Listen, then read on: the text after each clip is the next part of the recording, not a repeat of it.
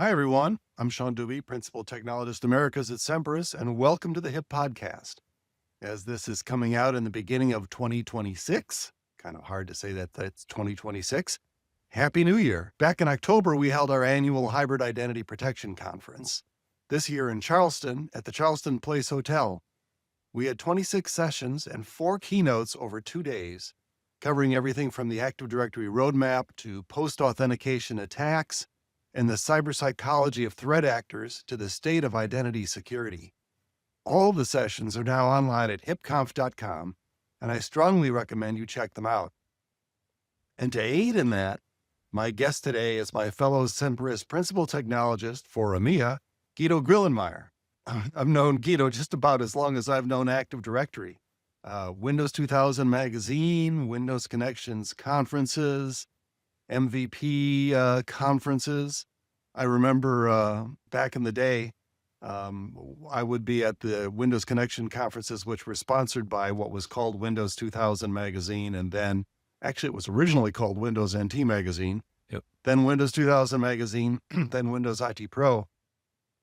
And I remember being at a Windows Connection conference and Guido blowing in from Germany and his busy job as a high-powered guy at HP, and blowing in just long enough to do his session and then disappearing like the next day or in a few hours to go back to Germany to go back to work. So it's pretty fun having a pal that I never worked with actually.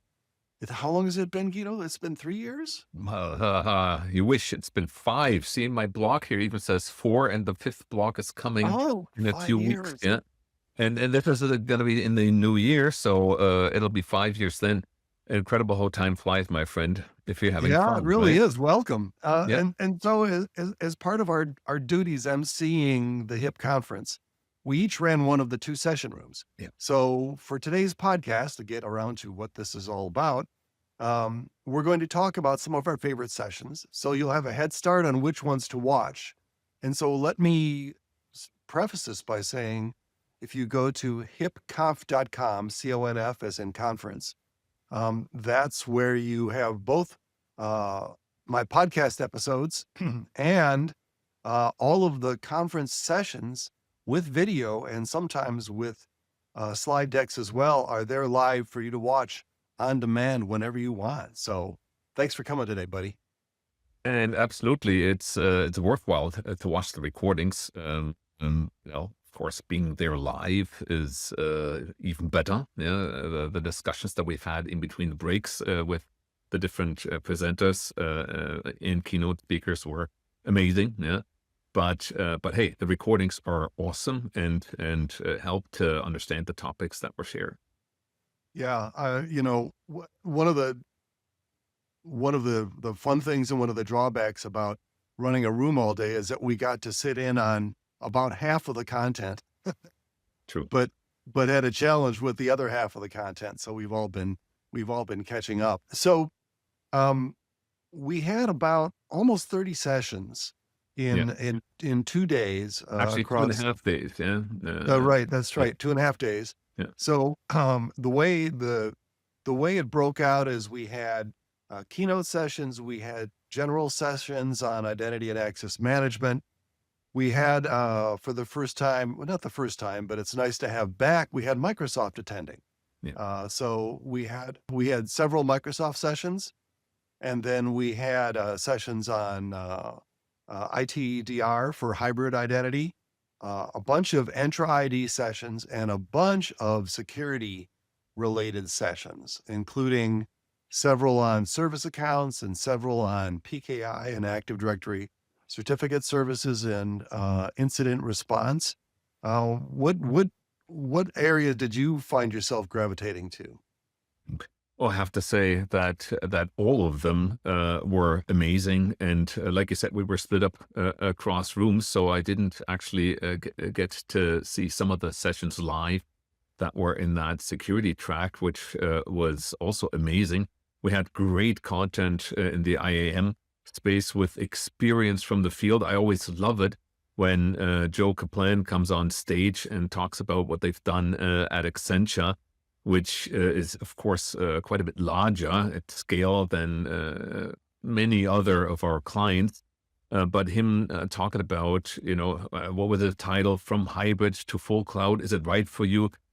Trying to get to full cloud, which at least had been the anticipation from Accenture, until realizing that goal is tough to reach. And I think it just reflected and mirrored many of the participants feeling about getting into the cloud. You might want to get there 100%, but it's all about the apps, and it's all about your dependencies. Yeah.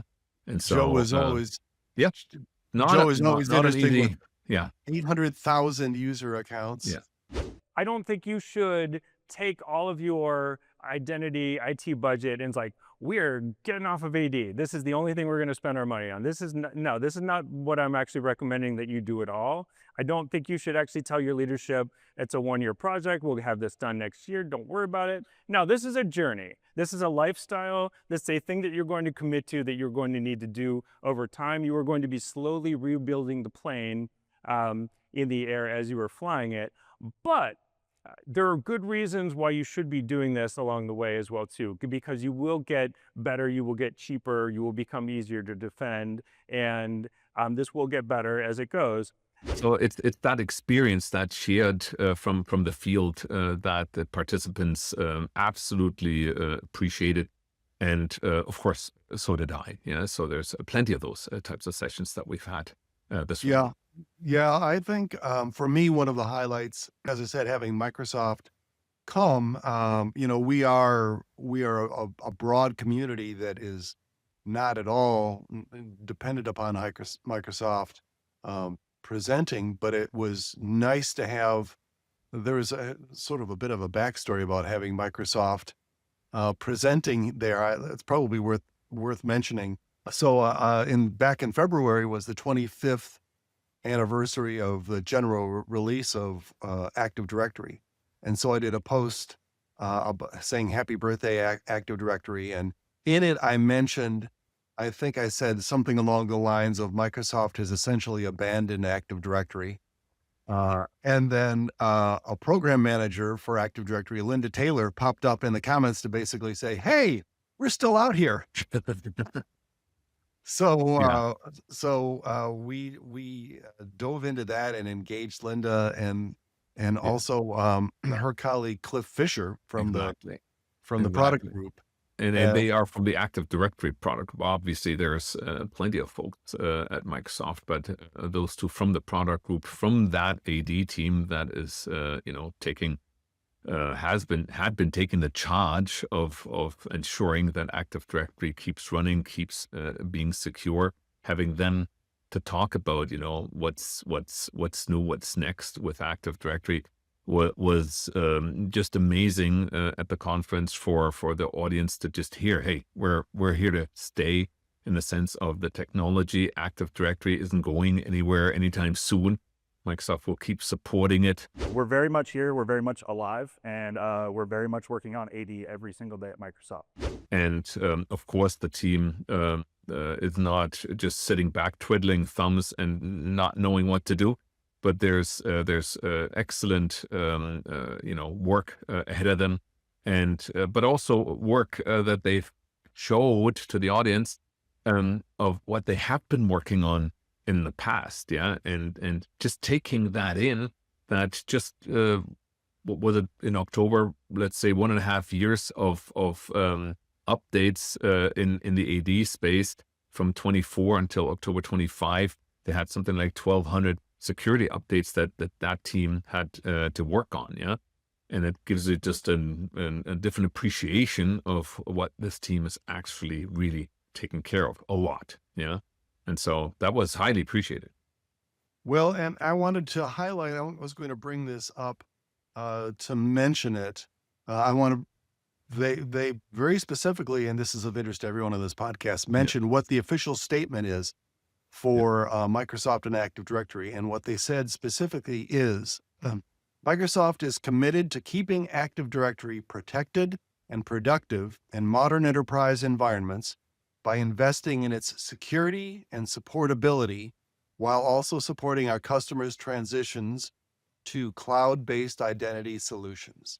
So The point is they had 3 pillars: security, cloud enablement, and supportability. So Absolutely. And it's not going away. This is, I think, important. It's not going away anytime soon. Windows Server 2025 with new updates of Active Directory, or actually the first time, Active Directory got some additional love with new updates to the feature set, including a new forest functional level that makes it obvious there's something different in this release compared to, Windows Server 2019 and Windows Server 2022 that basically didn't have much updates to show for. 2016 was the last forest functional level that we had before. So this was a big deal. There were a few, gotchas when you have such a big release finally out in the open. But they fixed those, for me, with Bad Successor now sort of fixed, which was a well-known bug around the delegated managed service account. Very powerful capabilities that they added, but it was able to be misused, and they fixed this. And after this, even I can now say this operating system is ready for productive use. Yeah. So right, and one of the things will be, one of the things that came out of, since you're talking about Bad Successor, this is related to delegated managed service accounts. And this, we had 2 sessions in here at HIP that specifically addressed service accounts. Yeah. And another one of our MVP crew, of current and former MVPs, George de Almeida Pinto, who we've also, Guido and I and folks we've been around for many years, gave a session on a deep dive into service accounts, and specifically about the delegated managed service account, which is new in Windows Server 2025, and was designed specifically to start getting rid of legacy service accounts that are such an attack vector in Active Directory. And Sure. he dove deeply into what it's about, but importantly, for a takeaway, he also walked through the migration process. It's not very useful to have a new way of managing service accounts if you don't have a way to go from the old to the new. Yeah. And so I highly recommend you go check out George's, because let's face it, everybody that has Active Directory has security problems with service accounts. That you go look at George's session on how to migrate away from legacy service accounts to what we call DMSAs. It's not trivial, but it is doable and worth looking into.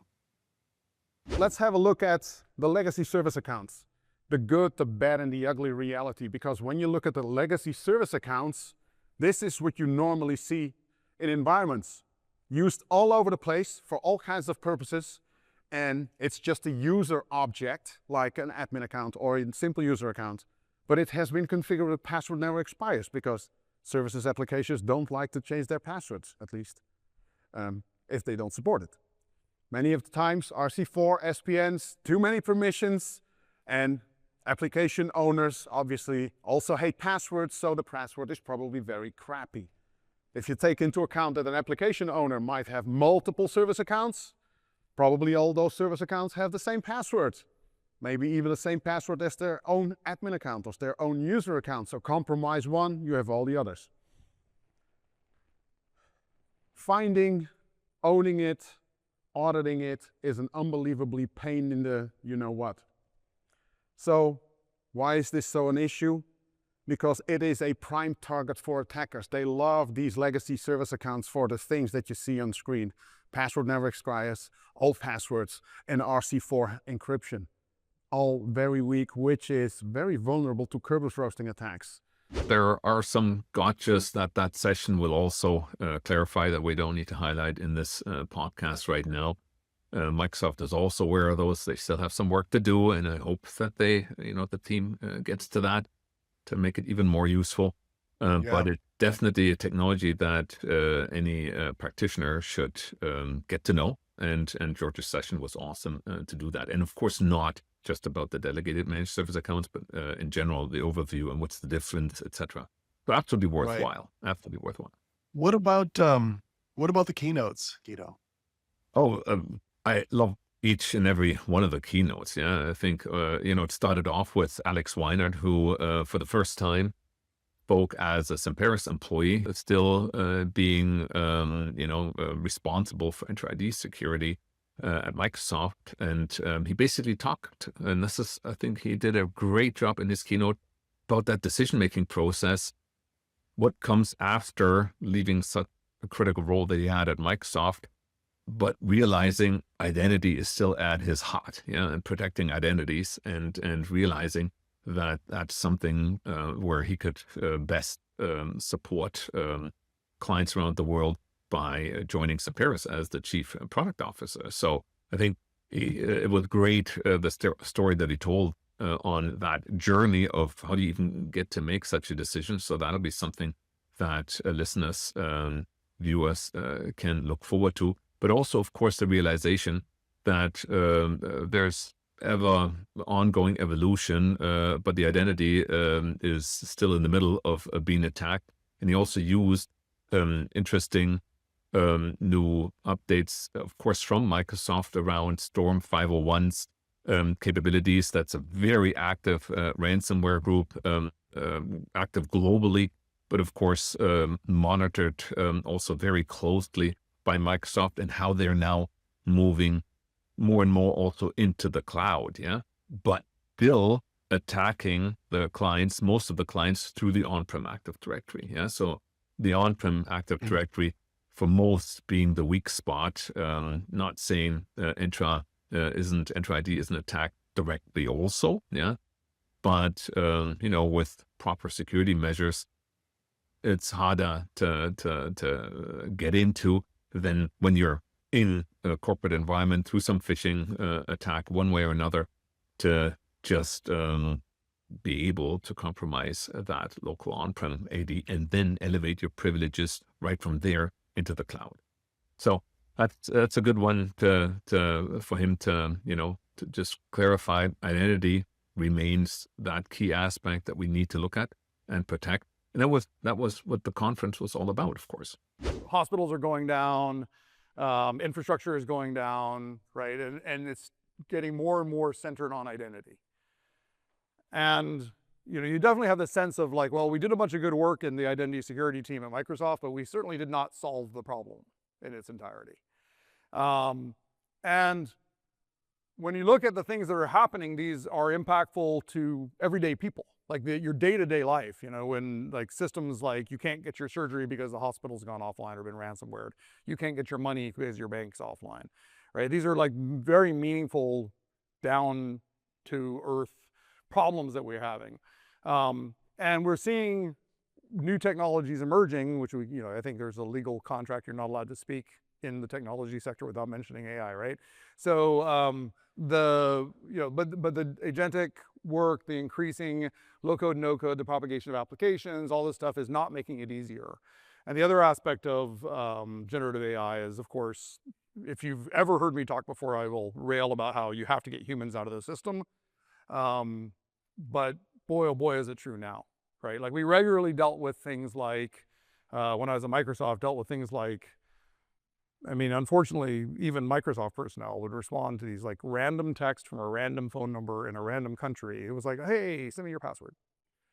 I'm from IT, I'm trying to help, send me your password, right? That's not an advanced attack. Like that's the most obvious attack in the world, and people fall for it.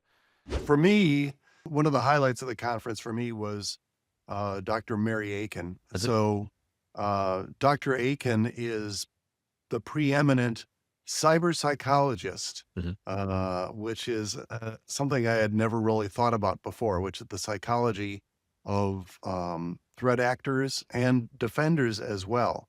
And she is well recognized for her long contributions to this field as an expert. In fact, the television show CSI Cyber was built based on her character, on her.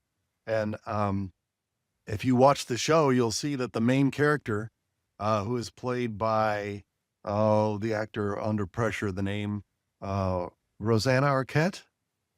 one of the Good Arquette guy. sisters. Blonde, Mary is also blonde, is based on Mary's character. And I was fortunate enough to obviously listen in on the keynote, but I also got to do a podcast with her, which is coming out in the beginning of February. So look for that podcast to come out. Looking forward to that being broadcast, and also to hang out a little bit at dinner and chat. Fascinating conversationalist. She's Irish, so she's a great conversationalist.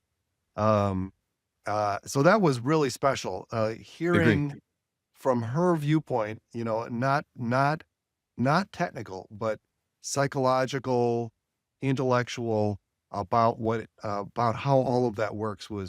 She had everybody's attention on that. Absolutely. I'm just reading the title of her keynote, with Mind over Machine, Cyber Psychology of the Human Factor and Hybrid Identity. Cool title, to say the least about that. But of course, the content was even more important, with her explaining how the cognitive bias of people are helping attackers in their attack. And of course, she explained that better than I ever could here. So absolutely worthwhile to listen into that session and review it and learn from it. While we're at keynotes, let me highlight the Thursday one on the third day, or the second and a half day, yeah, from Chris Inglis. Yeah. When Chris speaks, everybody listens. His capability of explaining the security, actually his title was Security in the Age of Cyber. I think it was an eye-opener how he explained it from the viewpoint of military aspects, specifically air combat. And I noted, and I really stuck with me, and a lot of the audience. I had some discussions with folks afterwards when he explained the OODA loop that I had never heard of before, right? The OODA loop, which means, and it's used in air combat, means to observe, orient, decide, and act. OODA, yeah, double O, yeah, OODA, and with the goal of doing that faster than the adversary, yeah, the aggressor that is coming at you. Of course, in air combat, that is another plane, yeah, and you need to decide what to do, yeah. Is this a friend or foe or whatnot? Here's the problem. Anybody in the room familiar with an OODA loop? So if you're from the Air Force, you know that what the OODA loop is one fighter pilot staring across another fighter pilot says, I will observe, orient, understand the context of that observation. I will observe, orient, decide, act faster than you can. I'm going to do that over and over and over again. My OODA loop is going to be profoundly more kind of efficient than your OODA loop. Observe, orient, decide, act over and over and over again. Turns out in cyberspace, nobody has an intact OODA loop. Right? Somebody might see something, they have no idea what its context is. There might be somebody else that would understand that context, but they haven't had the benefit of that information. There's a third person that might be in a position to make a decision, and a fourth entity that might be in the position to act. And because we all have fractured OODA loops, no one's in a position to even respond properly, let alone to perhaps display and exercise some initiative properly. And what's the answer to that? Well, some would say we need to suck all those abilities to observe, orient, decide, act. We need to suck all them up into one big master of all, mother of all stovepipes, and make somebody the champion who stands before us to defend all of us in that difficult place. That's ridiculous. That's never going to happen. And you're never going to get the private sector to cede their initiative, their authority, their capacity, their innovative capacity to the public sector, to the government. And you're never going to get somebody in the private sector who can wield inherently governmental authority in a way that they can master the panoply of kind of the military and the diplomatic cadre and the finance and the legal aspects of that. What this calls for is how do we lower the boundaries between these disparate parties and make it such that they got to beat all of us to beat one of us, right? How do we actually do that? Yeah. And that logic, this is a very distinct method where, of course, you observe, you need to understand what's going on. We have that in cybersecurity. You need to understand that in the context of where you are and what else is going on. That's that orientation, the second O, yeah. We also have that in cybersecurity. Somebody needs to do that. And you need to then decide what to do and then act, yeah. And those things, all we have in cybersecurity, just like you have as an airline pilot, but we have those roles lit across multiple different people instead of having it centralized in a proper way to be able to act fast. So very often we don't act fast enough when there is some attack going on. And he explained it in a perfect way. So absolutely worthwhile to get even more of his excellent input by watching his keynote. Yeah, the OODA loop, I mean, it applies across multiple domains. Obviously, it's very applicable in martial arts. You know, Okay, how yeah, do you sure. how do you react, and how do you evaluate and react, and whoever can do that more quickly and more effectively, just like in any sort of a conflict type situation. But in terms of cybersecurity, yeah, it's like instead of being across neurons, it's across groups and how effectively those groups work. We had a really cool closing keynote, which was actually a fireside chat with our good friend Simon Hodgkinson, one of our strategic advisors, and the former CISO of BP, with Jen Easterly, former CISA director. What did you think of that, Guido? And what did it tie into, by the way, in the theater? Yeah, exactly. That fireside chat took place across the road from the hotel in that very cool theater in Charleston, to show something that they then also talked about, which was that release of our Midnight in the War Room trailer, a very cool cyber documentary around cybercrime, giving a voice to the CISOs of the world, to the audience to understand the real challenge and hopefully solutions when we do release it next year. Actually, it'll be spring 2026. Should be more clear about that than relative terms when talking about that. But the point is, that was why we were in a theater, yeah? And so that trailer was shown to the amazement of the whole audience. Anybody can, of course, see that now. And it's the first full-length documentary of a cybersecurity company that is going to be, launched soon. So I believe it is going to have a very positive impact also on other practitioners that might not have yet looked deeper into joining the security workforce in their company, to maybe open the eyes. Hey, this might be something that I also want to do, and there's a need for that. We need more people to take on true and good cybersecurity practices. And Jen then, of course, in her interview with Simon, which I thought was an amazing, great interview. I mean, she just speaks so naturally. She is so knowledgeable, yeah, and doesn't only speak wide, but also goes deep into various topics, which is very impressive, and highlighted the fact that a lot of the issues that we're seeing today with malicious or let's say code that can be hacked, vulnerabilities that we have in our software, is to a large extent caused because we're writing bad software. Yeah, software quality. It's the software quality. Yeah, it's there hasn't been sufficient focus on security in software writing over the decades. So this is not like a new thing. Yeah, we might be concentrating more on security now, but we're using a lot of legacy software. And she does, and I think this is just as important, express some hope that there could be an opportunity for using artificial intelligence to recheck old code, to check the quality of code and ideally improve it, because you might not be able to get rid of some of that software that you're using, but you might be able to still update it if, of course, you have that source code, if it is a self-written app. But that's an important element, and it was definitely another one worthwhile to view. Well, obviously all the keynotes are, but not just the keynotes. It's all of the sessions have their true worth to review and learn from.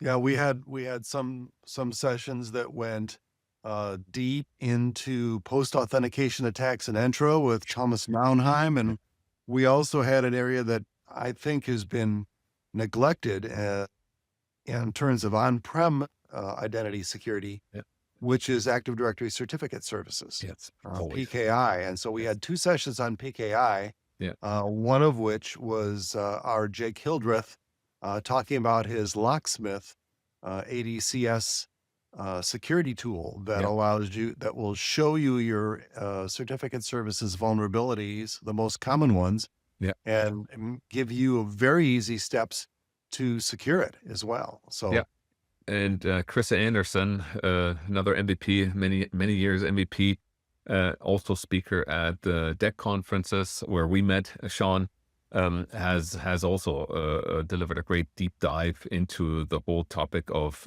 PKI challenges. Is it a friend or foe?